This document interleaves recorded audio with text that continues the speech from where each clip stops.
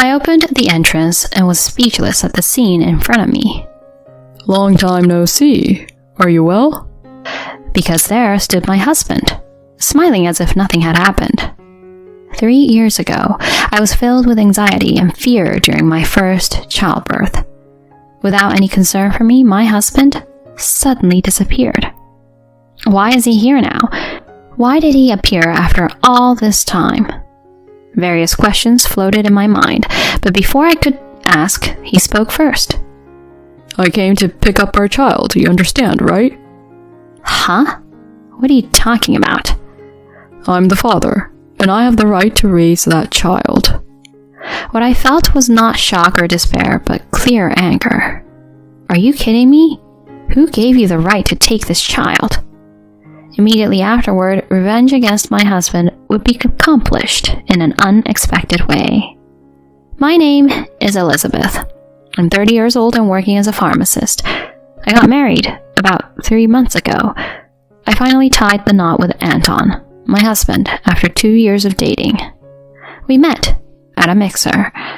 I was shy and didn't fit in, and Anton was the one who gently approached me. So, is this your first time? It can be nerve-wracking. Yes. Elizabeth, right? Do you have any hobbies? I might be a bit introverted, but I like Japanese anime. That's great. I've started watching recently, too. If you have any recommendations, let me know. Whether it was genuine or just to liven up the atmosphere, I still don't know. But the fact remains that I was saved by his kindness. After exchanging contacts, we started meeting regularly. After 2 years of dating, he proposed, and we became a married couple. One day he said to me, Elizabeth, sorry, but would it be okay if you worked even after we get married until we have children? Of course. I also like my job, but why would you ask such a thing? Well, if you wanted to be a full-time housewife after marriage, I'd feel bad. I didn't mention it, but my salary isn't that great. Really? His salary situation was something I heard for the first time. Certainly, I had never paid much attention to it before. All our dining out and trips were split evenly, and we never indulged in luxuries, so there was never an occasion to spend a large sum of money. That's why I hadn't noticed until now. But I didn't worry too much about his income. I had my income as a pharmacist, and my savings were sufficient. Besides, Anton had been living alone in an apartment up until we got married, so he should have had enough income to sustain himself. Whether it was a dual income or whatever, I was happy as long as I could be with him. With a smile, I responded to my husband, who seemed apologetic as he broached the subject. Anton, don't worry so much. It's okay. The hospital where I work offers excellent benefits. I also receive an income that allows us to save, so rest assured. Elizabeth, you're a pharmacist. That's really amazing. I feel sorry for causing you trouble, though. What are you talking about? Cooperation is natural for a married couple, right? Thank you, Elizabeth. I'll do my best so that we can have a child whenever it happens. Thank you. At that time, I was 28 years old and my husband was 31. Unlike men, women have a biological clock. According to information I read earlier, the likelihood of natural pregnancy significantly decreases for women over 35. As an only child, I had always admired having siblings, so I wanted multiple children. Thinking about having 2 or 3 children in the future, it seemed best to start early. For the sake of the children we would eventually have, I decided to work hard. 2 years passed, and we have been managing our married life while planning for the future. We decided not to have children until we had saved a certain amount. We tried to be frugal and avoid unnecessary expenses. Initially, Anton was firm about this, but in the past 6 months, he had been a bit lax. This was because he recently changed departments, and in the new department, there were frequent office drinking parties. Due to that, he started going to drinking parties after work more often. As a result, our expenses increased, and our time as a couple gradually diminished. Then, one day, Feeling something wrong with my health, I went to the hospital, and lo and behold, I found out I was pregnant. Congratulations, you're pregnant. Upon hearing the doctor's words, tears welled up in my eyes. Really? Yes, you're already in the 7th week based on the size. Would you like to hear the heartbeat? Yes. I could see the small figure of our child on the ultrasound, and its heart was indeed beating. Even though it was so small, it was alive. Our baby, Anton's and mine, had truly come to us. Our savings had reached the target, and we were prepared for pregnancy at any time. But I hadn't expected to get pregnant so soon, and tears overflowed with surprise and joy. That night, when my husband returned from a drinking party, I immediately brought up the conversation. Anton, I have something important to tell you. Something important? My husband had returned quite drunk from the party. Ideally, I should have waited until he was sober to talk, but I couldn't keep quiet due to my excitement. I showed the ultrasound photo to my husband, whose face was slightly red. Look, a baby is growing inside my stomach. Huh? Elizabeth, are you pregnant? Yes, I'm around 7 weeks now. Seriously?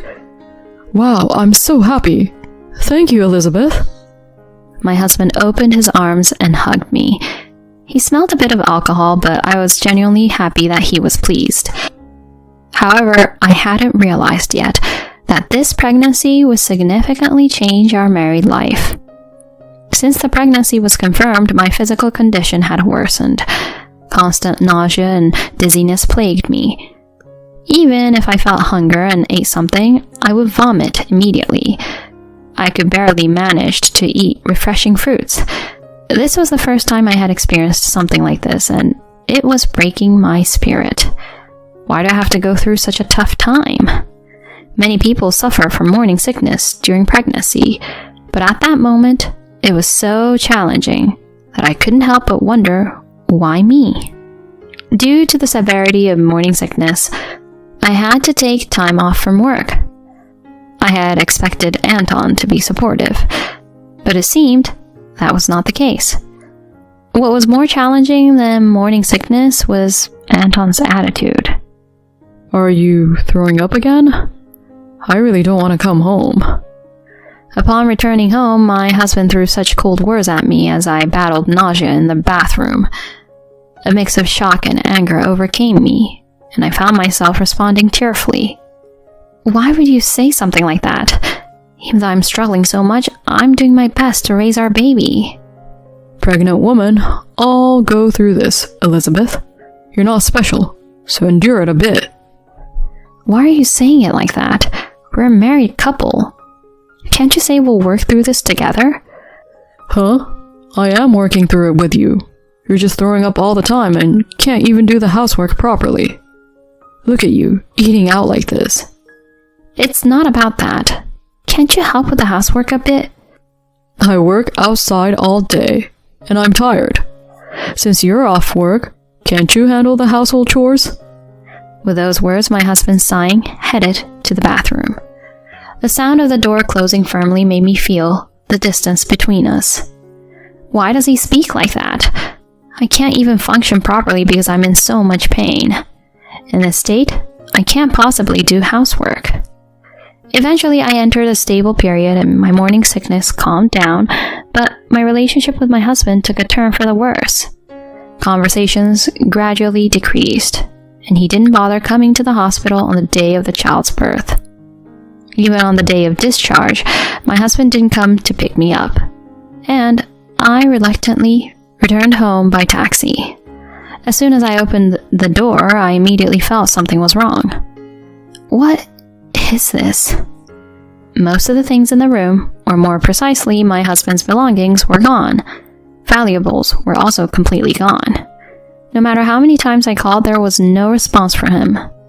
When I contacted my in-laws, they were very surprised, but both of them claimed not to know where my husband was. Contemplating whether to file a missing person report with the police, I received a message from my husband. I don't want to be with a failure like you anymore. That was the message he sent. He no longer wanted to continue being married to me. 2 months later, while finding time between childcare to clean the room in order to send my husband's remaining belongings to my in-laws, I came across a completed divorce agreement. I didn't know when he had prepared it, but it seems he had the intention of divorce for quite some time. Continuing to organize the belongings, I found an old laptop that my husband used before. When I opened it, there hid a shocking truth. Is it a lie? Anton was cheating, right? The computer revealed a large exchange of emails with the affair partner, along with many intimate photos stored in a folder. All of them were dated just before I became pregnant, and he was likely cautious, deliberately choosing to communicate through the computer. As our relationship deteriorated during my pregnancy, he probably started exchanging messages more openly on his phone. Perhaps he didn't expect me to open this computer, or maybe he had forgotten its existence altogether. He must have been deeply involved with the other person. Thinking about it, everything became inconsequential. I saved evidence of the affair, signed the divorce agreement, took it to the court promptly, and practically put an end to the marital relationship with Anton. This is fine. I'm responsible for raising this child. That's what I decided. 3 years had passed since I gave birth to my daughter Charlotte, and when Anton disappeared without a trace. Charlotte, now 3 years old, had been improving her speaking skills. Hey, Mom, I want to eat hamburgers today. That sounds good. Let's have hamburgers tomorrow night. Really? Yay! I'll help with cooking. You'll help? Thank you, Charlotte. You're such a good girl. Holding hands, we walked from the nursery to home. While preparing dinner at home, the intercom rang. Yes? What? Why? Opening the door, I was left speechless at the sight before me. It was because there stood my ex-husband, smiling as if nothing had happened. 3 years ago, I was anxious and fearful about giving birth for the first time. He disappeared, without a care for my well-being. Why was he here now? Why did he suddenly appear? Various questions arose, but answers were nowhere to be found. Before I could ask, he spoke. Long time no see. How have you been? What's this? Why now? There's no need to say it. I've come to pick up our child. You understand, right? What are you talking about? I don't need to say it. I have the right to raise my child, Anton declared, and what I felt at that moment wasn't shock or despair, but anger. Are you kidding me? Who said this child belongs to you? I said to him. Go back. As I was about to say it clearly and clenched my fist, my daughter Charlotte spoke first. Hey, Mom, who's this uncle? In response to our daughter's words, my ex-husband froze with a forced smile and tried to engage with her. What are you saying, Shirley? I'm your dad, right? It's not Shirley, it's Charlotte. I don't have a dad. Don't say that. I'm really your dad. Someone who gets my name wrong can't be my dad. I don't like uncles. Go away. What? Rejected completely by our child, Anton was taken aback. Then he took out his smartphone and showed it to our daughter. Come on, Charlotte. Do you want toys? I'll buy you anything. No need. Mom already bought me something. But there are many new toys now. How about this toy that can make ice cream? I don't need it. I prefer going to the park with Mom. Anton was defeated by our daughter's words. Then he turned to me, desperately pleading. Elizabeth, please, just let me in. Let's live together again? What are you talking about? You left on your own and now you're saying this? At that time, I didn't have confidence to be a father. But after 3 years, I finally made up my mind. You didn't have confidence to be a father? So you left because of that?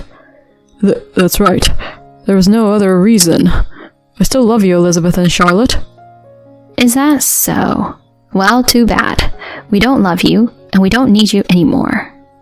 I decisively told him, and his face, looking stunned, was staring at me. Elizabeth? I didn't hesitate to tell him off when he let out a small sound. Do you really think you haven't been exposed? I know everything about your affair and leaving me for that woman. What do you want now? You left when I was struggling, cheated on me, and abandoned us even after Charlotte was born. You've got to be kidding me. Who would live with a scum like you? No, Elizabeth, I've already broken up with that woman.